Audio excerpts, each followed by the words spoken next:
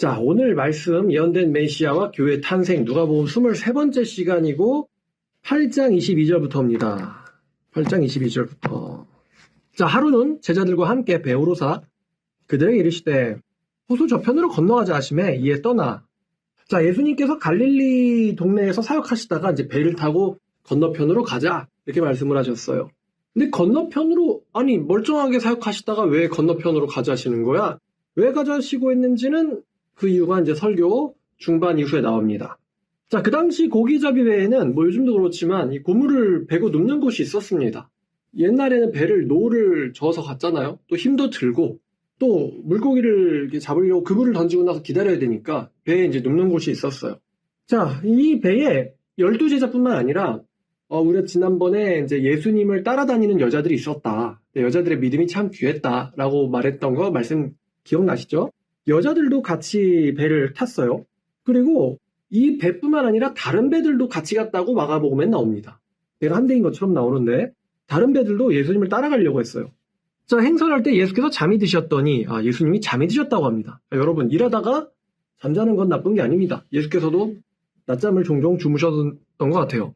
마침 광풍이 호수로 내리침에 배에 물이 가득하게 되어 위태한지라. 여러분, 이스라엘 여행 가시면은 갈릴리 바다를 가보게 되는데요. 이 갈릴리 바다는 되게 큽니다. 호수인데요. 바다라고도 하고 호수라고도 하는데 주변이 딱 산으로 둘러져 있습니다. 여러분, 주변에 산이 있으면은 뭐가 잘 불죠? 바람이 잘 불니다. 예, 그래서 주변이 산이라서 돌풍이 불곤 했는데 이번 바람은 보통 바람이 아니었어요. 예수님이 탄 배에는 전직 뭐였던 사람들이 많이 탔을까요? 그렇죠. 어부. 전직 어부들이 많이 탔습니다. 갈릴리 바다에서 생업을 하던 사람들이에요. 갈릴리 바다는 앞마당이란 말입니다. 근데 이 어부들이 보기에도 갑자기 왜 이런 바람이 불었는지, 그리고 이 바람은 우리들이 감당할 수 있는 바람이 아니다라는 것을 전문 어부들이 느끼기 시작했습니다. 자, 그래서 배에 물이 들어차기 시작했고 이 전문가들, 전문 어부들이 모두가 다 걱정하기 시작했습니다. 자, 23절. 행선할 때 예수께서 잠이 드셨더니 마침 광풍이 호수로 내리침에 배에 물이 가득하게 되어, 자, 성경 말합니다. 위태하게 되었다. 위태한지라. 자, 근데 이 배의 분위기에 반해서 예수님은 매우 편안하게 주무시고 계셨습니다. 제자들이 나와 깨어 이르되 주여 주여 우리가 죽겠나이다 한데, 여기선 굉장히 간략하게 나와요. 다른 데서는 우리가 지금 죽게 되었습니다 라고 예수님한테 불평을 합니다. 자, 제자들은 야, 이제 우리는 죽었구나. 이제 배는 뒤집히고 우린 죽을 거야. 죽었구나. 이러고 죽음을 직감하고 예수님을 깨우는데 되게 황당한 일이 일어납니다. 예수께서 잠을 깨사 바람과 물결을 꾸짖으시니 이에 그쳐 잔잔하여지더라. 자, 예수님이요. 재밌는데요. 아무거나 꾸짖으십니다. 아무거나 꾸짖으세요. 무엇이든 꾸짖으실 수 있습니다. 그게 사람이든 아니든 상관이 없어요. 대상이 귀신이든 영이든 병균이든 바람이든 문제가 안 됩니다. 그냥 아무거나 꾸짖으십니다. 자, 이번에는 바람에게 꾸짖으셨습니다. 그랬더니 예수님의 꾸지람을 들은 바람이 매우 잔잔해졌습니다. 제자들은요, 설마 예수님이 피조 3개에다가 명령을 하실 줄은 꿈에도 몰랐을 겁니다. 피조 3개에다가 명령을 하시다니? 제자들이 느끼기에는 예수님은 그냥 선지자 중에서도 상당히 신통한 사람, 병을 잘 고치시고 사람과 대화해보지 않고도 그 사람을 아시고 신통한 선지자 정도로 생각을 했었는데, 구약에서 가끔 하나님에 대해서 이런 표현이 나오거든요. 하나님은 바람을 날개로, 불을 날개로 삼으신다, 이런 표현이 나옵니다.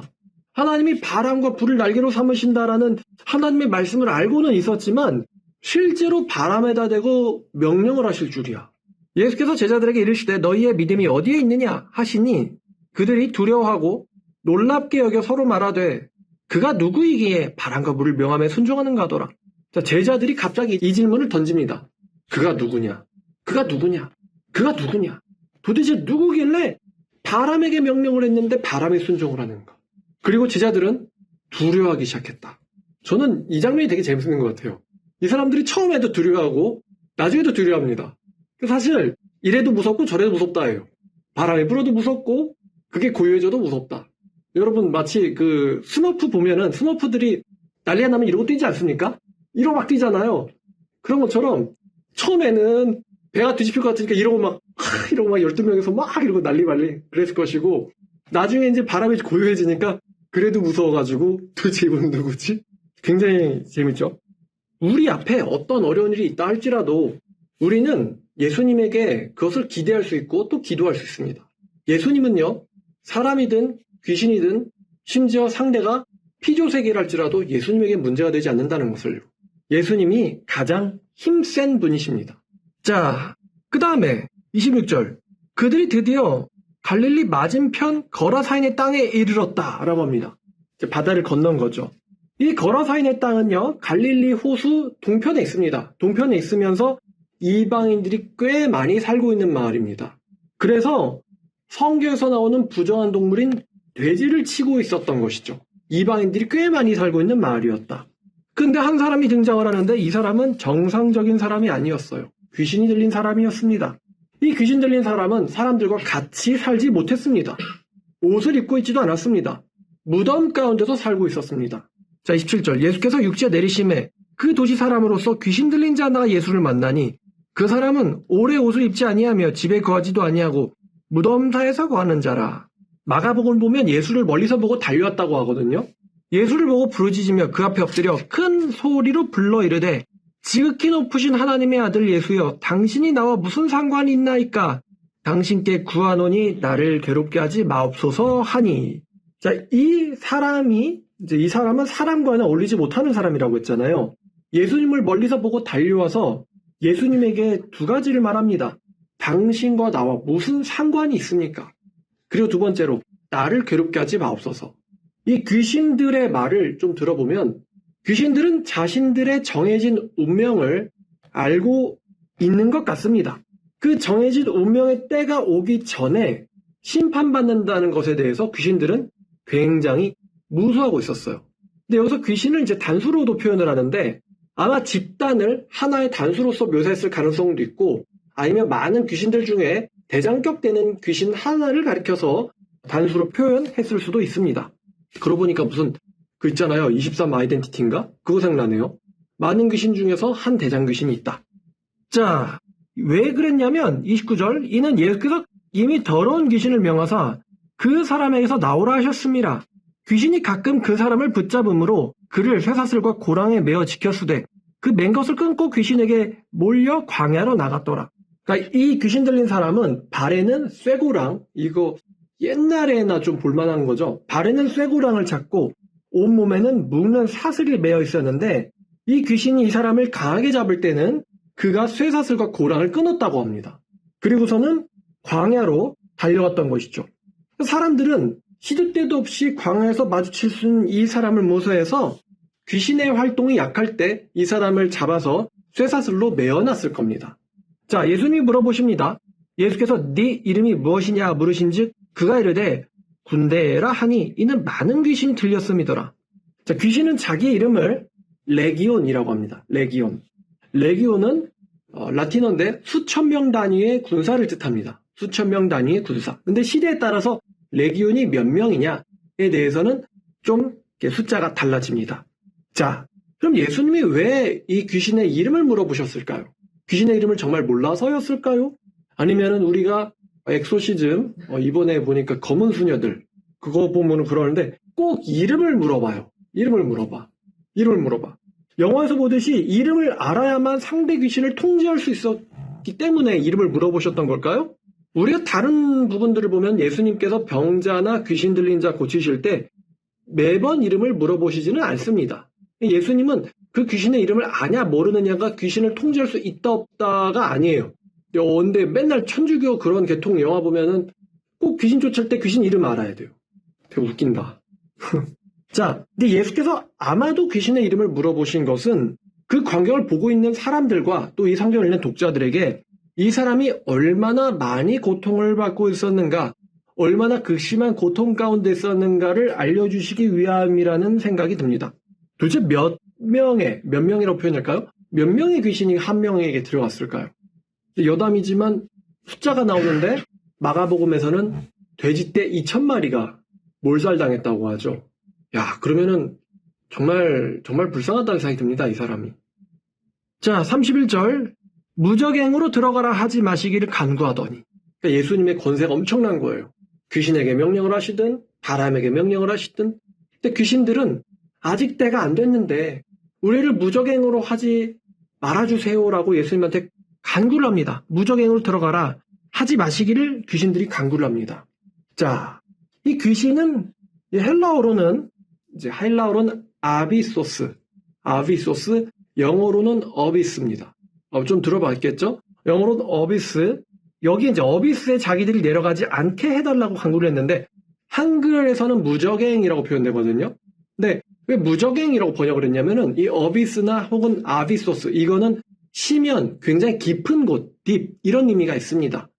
딥이라는 의미를 깊다 이런 의미를 살려서 한국어에서는 이제 바닥이 없다. 그리고 무적행, 바닥이 없는 갱도 이렇게 무적행이라고 부르는 것이죠.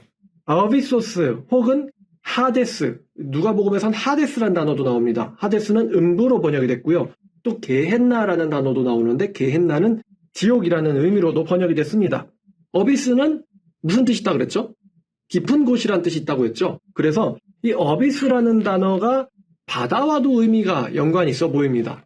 그래서 귀신들이 돼지떼에 들어가서 바다로 들어가 몰살당하는 장면도 이 어비스라는 곳과 바다가 어느 정도 연관이 있지 않나라는 생각이 들어요. 무적행은 불순종하는 영이나 혹은 불순종하는 죽은 자들의 영이나 귀신들을 가두어두는 장소로 알려져 있어서 우리 한국 사람들에게는 무적행이란 단어보다는 지옥이라는 단어가 훨씬 더 잘 와닿을 것 같습니다.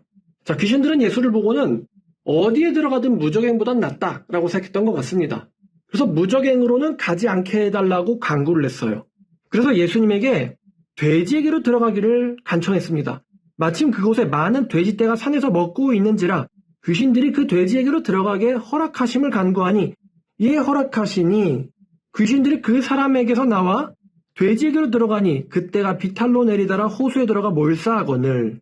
자, 마가복음에 따르면 돼지들의 숫자는 약 2,000마리에 육박했다라고 합니다.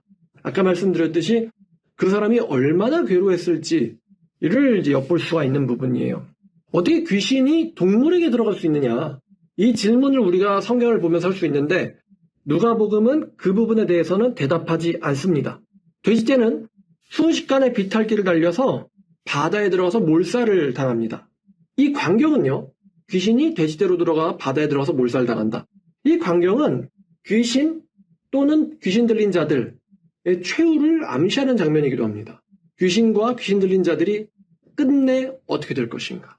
귀신에게 자신의 지배를 허락한 사람들, 우리가 이제 귀신 들렸다 이런 표현을 좀 영화에서나 나올 것 같은 걸로 생각하는데 제 생각엔 귀신 들린 사람들이 흔하게 있다고 생각돼요. 요즘에는 귀신 들린이라는 표현보다 이제 정신병 정도로 바꿔 말하면 좀 더 쉬울 것 같은데요. 귀신 들린 자의 특징은 자기의 생각과 몸을 자기 스스로 제어를 못한다는 것입니다. 근데 내가 스스로 제어를 못한다. 그러면 바로 이제 어딘가에 감금당하잖아요. 그래서 자신들이 제어를 한다라고 착각하게 만들어요. 자신들이 제어를 한다라고 착각하게 만들지만 사실은 생각보다 귀신 들린 사람들은 우리 주변에 많을 거라고 저는 생각합니다. 예를 들어서 사이비에 빠진 사람들, 뭔가 옳고 그른지를 충분히 이성적으로 생각할 수 있음에도 불구하고 생각하는 기능이 작동하지 못하고 있죠. 그리고 술이라든가 담배라든가 아니면 여러 가지 비행 같은 거에 중독된 사람들, 자신의 머리로는 더 이상 이렇게 살면 안 되는데? 라고 생각하면서도 자신의 생각과 몸이 자신의 마음대로 제어가 되지 않고 있죠. 결국에는 사람을 죽이기도 하고, 여러분 얼마 전에 보니까 어떤 아이가, 고등학생이 방 청소를 하라는 아빠의 말에 격분해서 아빠를 칼로 찔렀다고 해요. 근데 이게 우리가 그냥 흔히 듣는 이야기지만 키우던 자식이 칼을 들고 부모를 찔렀다? 이거 근데 사실 영화 곡성 같은 데 나오거든요. 이런 장면들이. 근데 이거를 얼마든지 음산한 음악과 곁들여서 우리가 그 장면을 본다고 생각한다면은 사실 굉장히 무서운 장면이죠.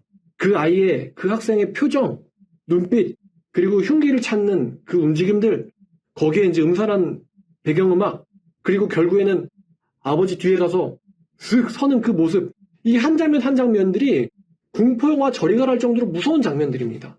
근데 우리 현실에선 굉장히 잘 일어나요. 그런 게 귀신 들린 거 아니면 뭐겠습니까? 영화에서는 귀신 들린 것처럼 표현을 하죠. 멀쩡한 척을 했다가 귀신 들린 것처럼 갑자기 애가 표정이 바뀐다거나. 자, 어쨌든 귀신이 들리도록 방임한 사람들의 최후가 어떨지 이 귀신들이 바다에 들어가서 몰살당하는 장면, 어느 정도 우리에게 암시를 해준다 이것입니다. 수천 마리 돼지떼가 죽어버렸어요. 그런데 이 수천 마리의 돼지의 생명보다 한 사람의 영혼이 분명 더 귀할 겁니다. 돼지를 치던 자들은 놀라서 34절 치던 자들이 그 이루어진 일을 보고 도망하여 성내와 마을에 알리니 치던 사람들이 놀라서 도망가서 마을로 갔습니다. 몇 가지 이유가 있겠는데요. 첫 번째는 너무나도 무서운 광경을 봤어요. 돼지떼들이 소리를 지르면서 바다로 들어가 몰살당하는 장면을 보고는 놀라지 않고 무서워하지 않을 사람은 없을 겁니다. 자, 그다음 두 번째는 이 사람들은요, 자기들이 맡아서 치고 있던 돼지떼가 없어진 것에 대해서 설명을 해야 돼요. 자기에게 돼지를 맡긴 사람들에게. 자, 그래서 마을로 들어가서 자기들이 본 광경을 그대로 전합니다.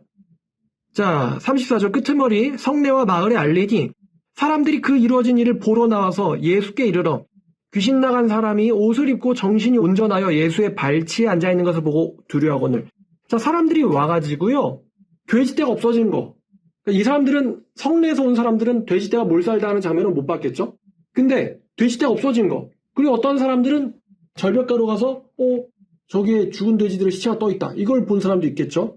그리고 자신들이 잘 알고 있는 우리 마을에 굉장히 유명한 귀신 들린 자가 정신이 온전해져서 예수님의 발치에 앉아있는 거. 옷을 입고 발치에 앉아있는 것을 보고 또 주변 사람들, 지금 예수님도 있고 예수님의 주변 제자들도 있고 다른 배들도 같이 왔다 그랬잖아요. 그 사람도 다 봤을 거 아니에요? 다른 사람들의 그 목격과 또 돼지치던 사람들의 증언을 들어보고서는 야, 이 사람들이 말한 게 사실이 맞구나 라는 것을 그 마을 사람들, 도시 사람들은 확신을 했겠죠. 수많은 돼지떼가 죽어서 바다에 둥둥 떠있는 것과는 대조적으로 그 귀신 들렸던 자는 옷을 입고 정신이 온전해져서 예수님의 발치에 앉아있었다라고 합니다. 아마도 그 귀신 들린 자가 예수님의 발치에 앉아있었던 거는 예수님의 가르침을 더 듣기 위해서라는 생각이 듭니다. 근데 이 사람들이 35절 끝을머리를 보니까 또 두려워한대요. 참 이것도 웃긴 부분입니다. 귀신 들린 자도 무서운데 귀신 들린 자가 귀신 들렸을 때도 무서운데 소리치면서 쇠사슬 끊고 강야를 뛰어다니고 무덤에서 막 날뛰고 이것도 무섭죠? 생각해보세요. 무섭지 않을까요? 근데 그 사람의 옷을 입고 가만히 앉아있어도 무서워합니다. 이게 되게 모순이에요. 이래도 저래도 무서워한다. 그런데 굉장히 황당하죠? 이 예수님에게 자기와 상관하지 말아주세요라고 얘기하던 그 사람이 오히려 예수님의 발치에 앉아 있습니다. 그래서 예수님의 말씀을 듣고자 하고 있습니다. 근데 그 일을 목격한 사람들은요, 예수님이 뭐라고 했냐? 자기들이 살고 있는 마을에서, 자, 36절, 귀신 들렸던 자가 어떻게 구원받았는지를 본 자들이 그들에게 이르매 거라사인의 땅 근방 모든 백성이 크게 두려워하여 예수께 뭐하기를 구했대요? 떠나시기를 구했다라고 합니다. 떠나시기를 구했다. 떠나시기를 구했다. 전 이 장면이 참으로 좀 슬픈 장면이라고 생각합니다. 우리 중에 있었던 병든 자를 고쳐주셨군요. 감사합니다. 당신은 어떤 분이십니까? 당신의 말씀을 더 듣고 싶어요가 아니고 우리 가운데서 떠나주세요. 왜 이 사람들, 이 마을 사람들은 예수님에게 우리 마을에서 떠나달라라고 이야기를 했을까요? 아마 이 사람들은요, 지금 자신들이 맡긴 이 돼지떼가 몰살당했잖아요. 재산상 손해를 입었단 말입니다. 이 돼지떼로 인해서 입은 손해 외에도 자신들의 재물에 더 큰 손해 혹은 또 다른 손해가 올까봐 걱정했던 것 같습니다. 그러니까 이 사람들은요, 귀신 들린 사람이 고쳐지고 나은 것보다 자신들이 어떤 재산 손실을 더 당할까, 이것을 더 염려했던 것 같아요. 그래서 이들의 결론은 예수님을 우리 도시에서 떠나게 하자. 이게 이들 다수의 의견이었어요. 예수님을 우리 도시에서 떠나게 하자. 자, 37절, 예수께서 배에 올라 돌아가시려고 합니다. 슬픈 장면이죠. 돌아가시려고 하는데 정작 떠나달라고 말하는 그 마을에서 그 마을 출신인 귀신 들린 사람은 함께 있기를 예수님에게 구하였다라고 합니다. 예수님, 저는 이제 제가 있을 곳은 예수님 옆입니다. 함께하게 해주세요. 그랬는데 예수께서요, 어떻게 하셨냐? 그를 보내시며 이르시되. 자, 여기서 보내시며 이르시되. 예수께서 그를 보내셨다. 여기서 여러분, 보내셨다라는 단어가 보냄받은 자라는 뜻인 사도라는 단어의 동사형입니다. 보내다. 여러분, 사도가 보냄받은 자란 뜻이잖아요. 근데 사도라는 단어랑 같이 가는 개념이 바로 이 사명이거든요. 사명을 주고는 보내시는 거죠. 그럼 예수께서 이 귀신 들린 자를 보내신다, 보내셨다라는 것은 그 귀신 들린 자에게 뭘 맡기셨다는 거예요? 사명을 맡기셨다는 겁니다. 사명을 맡기시고, 그냥 집에나 가봐, 이게 아니에요. 사명을 주시고 보내신 거예요. 자, 그래서 어떤 사명을 주시는지가 나오는데, 자, 예수께서 그를 보내심에 이르시되 집으로 돌아가 하나님께서 너에게 어떻게 큰 일을 행하셨는지를 말하라. 이게 예수께서 주신 사명이에요. 어디로 들어가라? 집으로 돌아가라. 정확하게 집으로 돌아가라 라고 말씀하셨어요. 집으로 돌아가서 하나님께서 어떤 큰 일을 너에게 하셨는지를 말해라 라는 것은 예수님이 이분에게 주신 사명은 집으로 가서 가족들을 안심시키고 너의 가족들에게 하나님께서 어떻게 너에게 역사하셨는가를 너의 가족들에게 말해라. 이게 이 사람이 받은 사명이거든요. 그러니까 이제 쉽게 말하면 가족구원이죠. 가족구원. 가족에게 복음을 전하라 라는 사명을 받았는데, 그러니까 예수님은요, 이 사람의 가족들도 염려하신 거예요. 가서 가족들을 안심시켜라. 그리고 가족들에게 복음을 전해라. 근데 그가 가서 예수께서 자기에게 어떻게 큰 일을 행하셨는지를 온 성내에 전파하니라. 온 성내에 전파하니라. 여러분, 집이 잔뜩 모이면 뭐가 되죠? 하우스가 잔뜩 모이면 뭐가 되는 거예요? 시티가 되죠. 하우스가 잔뜩 모이면 시티가 됩니다. 근데 마가복음에는 시티가 여러 개예요. 데카폴리스, 10개의 도시들. 그러니까 이 사람은요, 예수님 이 사람에게 가서 너의 집에 가서 말해라 라고 말씀하셨는데, 이 사람은 자기 집뿐만이 아니라 제가 살고 있는 온 도시와 주변에 있는 모든 도시마다 다니면서 하나님께서 자기에게 예수님을 통해서 어떻게 행하셨는가를 전하고 다녔다라고 합니다. 아마 이 잠깐의 찰나의 사건들, 이 사건을 통해서 이 거라사의 광인이 예수님은 하나님이시다라는 이 진실까지는 도달하지 못했을 가능성이 높습니다. 예수님이 누구시냐? 아까 배에서도 그가 누구시기에 바람도 그에게 순종하는가? 예수님의 정체는 나중나중에 가서 알려집니다. 그런데 아마도 이 거라사의 광인은 예수님의 소문을 끊임없이 추적했을 것으로 생각됩니다. 그냥 도시의 복음 다 전했으니까 끝 이게 아니라 자기를 고치신 그분이 어떤 말씀을 더 전하셨고 어떻게 숨지셨고 어떻게 변화되셨는가를 끝까지 추적했을 가능성이 굉장히 높습니다. 자, 이 거라사의 광인 아마도 이방인일 가능성이 굉장히 높습니다. 왜냐하면 이방인들이 잔뜩 살고 있는 도시 출신이기 때문이죠. 근데 하나님께서는 이 거라사의 광인, 이 사람을 이방인에게 보내진 이방인의 사도의 원형, 이게 바로 거라사의 광인이에요. 이방인들에게 보내진 이방인 사도의 원형이 바로 이 거라사의 광인입니다. 이 사람이 예수님을 끊임없이 전하고 예수님에 대해서 연구하고 또 공부했을 것입니다. 자, 오늘 말씀 여기까지입니다. 예수님의 능력이 상대가 바람이냐, 귀신이냐, 영이냐, 사람이냐, 질병이냐를 따지지 않습니다. 자, 여러분, 제가 질문이 있어요. 누가 이 귀신 들린 자의 친구였습니까? 가족들이에요? 도시 사람들이에요? 누구예요? 예수님이었죠. 이 사람이 고쳐졌을 때 마을 사람들의 반응은 어땠습니까? 예수님에게 의들로부터 떠나라. 예수님은 거라사인들의 지방에 가셔서 한 명을 고쳐주시고자 갈릴리 바다를 건너오신 겁니다. 한 명을 고쳐주시고자 갈릴리 바다를 건너오신 거예요. 바다 건너에서. 한 명을 만나시기 위해서. 예수님께서 그 한 명을 만나시기 위해서 바다에서 어떤 일을 겪으셨고 또 오셔서 어떤 일을 하셨는가. 우리가 예수님의 일, 도대체 왜 저기를 건너가자고 하시는 거야? 이거를 본 제자들의 입장에서는 불평을 했을 수도 있어요. 가만히 그냥 나사렛에서 계시지, 갈릴리에 계시지, 왜 바다 건너러 가자고 하시는 거야? 비효율적으로 볼 수는 있습니다만 예수님을 만난 그 한 명은 자신이 겪은 일을 온 도시마다 전하기 시작했습니다. 이 당시에도, 그 당시에도 돼지와 같이 재물에 관심 갖던 사람들은 많았어요. 재물에 관심을 갖던 사람들은 그 당시에도 많았고 오늘날도 많고 앞으로도 많을 것입니다. 내가 돼지를 치는데 그 돼지떼가 얼마나 많은데 어쩌고 저쩌고. 어쩌면 돼지 치는 일을 그만두고 이 거라사의 광인이 돼지 치는 자였다는 뜻은 아니에요. 돼지 치는 자 혹은 재산 늘리는 일을 그만두고 예수님을 따라다니면서 예수를 전하고 다니는 일은 그 당시에는 어리석어 보였을 수 있습니다. 그랬으니까 그 사람들이 예수님을 떠나라라고 했던 거죠. 이 사람은 악재다. 이 사람을 마을에 들이면은 우리 마을에 큰 손해가 일어날 것이다. 이렇게 생각하는 사람들은 많다는 겁니다. 예전에도 오늘날에도 사람들이 예수님을 따르려고 할 때 성경을 읽어야 돼. 근데 시간이 아까워. 또 교회를 가야 돼. 시간이 아까워. 또 뭐 헌금을 해야 돼. 물질이 아까워. 사람들 이렇게 계산하는 사람들은 그 당시에도 많았다는 것입니다. 재산을 늘려야지. 뭐하러 예수님을 전하고 다니냐고. 근데 이 한 사람, 귀신 들린 한 사람은 예수님을 통해서 굉장히 큰 일을 경험을 했습니다. 그리고 예수님이 어떤 분인지를 전하는 일에 자신의 인생을 쓰게 되었습니다. 아마 데카폴리스, 큰 도시들에 돌아다니면서 예수님을 전하고 다녔다는 것은 이 사람이 상당히 많은 시간을 예수님을 전하는 데 쓰였다는 것을 암시합니다. 또한 그 예수님을 전한 일들이 효과적으로 전파되어서 누가의 귀에까지 들린 것이죠. 그리고 훗날 누가가 복음을 기록할 때 이 사람이 온 도시를 다니면서 예수를 전했다라고 기록한 것이겠죠. 그냥 몇 번 조금 얘기하고 말고 몇 번 조금 얘기하고 말고 이렇게 얘기하고 말 정도였다면 데카폴리스의 복음이 전해졌다. 이렇게 성경 저자들이 기록하진 않았을 것입니다.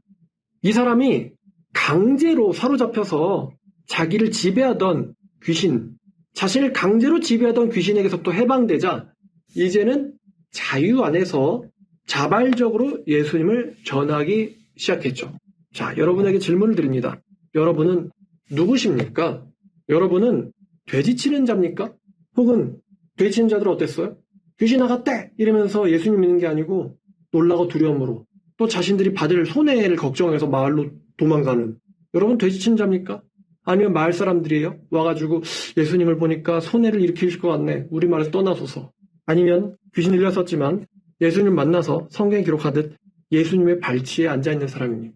예수님의 발치에 앉아있는 사람입니까? 이 사람은요, 어떻게 보면 최초의 이방인 사도라고도 할 수 있을 겁니다. 그 가장 가치 있는 일을 이 귀신 들렸던 자가 선택받아서 하기 시작했던 것이죠. 자, 오늘 말씀 제목이 바람과 돼지와 귀신이란 제목으로 여러분들에게 말씀을 전해드렸습니다. 가치 있는 일에 매진 나는 저와 여러분들 됐으면 좋겠습니다. 기도하겠습니다. 하나님 감사합니다. 한 명을 고치시고자 저 풍랑이 가득한 바다를 건너셔서 그를 만나시고 또 그를 고쳐주시고 또 그를 통하여 굉장히 위대한 사명을 주시며 또 그 일을 하라고 보내신 예수님을 봅니다. 우리가 이 귀신 들린 사람과 마찬가지입니다. 항상 무언가에 홀려서 하나님이 아닌 우상을 쫓고 자기 자신의 욕망만을 쫓는 삶에 정신이 나가 있는 우리의 삶을 주님께서 불쌍히 보시고 우리를 불러주셔서 말씀을 가르치시고 예수님의 발치에 앉게 하셔서 복음을 듣게 하시고 하나님의 사명을 주시니 주님 감사드립니다. 정말 이날에 많은 사람들이 돼지에 관심이 있었는데 이 사람은 예수님을 쫓기를 원했습니다. 예수께서 이 사람에게 사명을 주셨습니다. 마찬가지로 오늘날도 많은 사람들이 재물에 관심을 갖고 오늘 여기가 올랐다, 죄가 떨어졌다 이런 것에만 관심 갖는 이 상황 속에서 우린 예수님의 말씀을 듣고 예수님께 쓰임받고자 여기에 예배당에 앉았습니다. 주께서 우리들을 도와주시고 또 우리가 주님께 큰 일에 쓰임받을 수 있도록 우리의 인생을 새롭게 변화시켜 주시옵소서.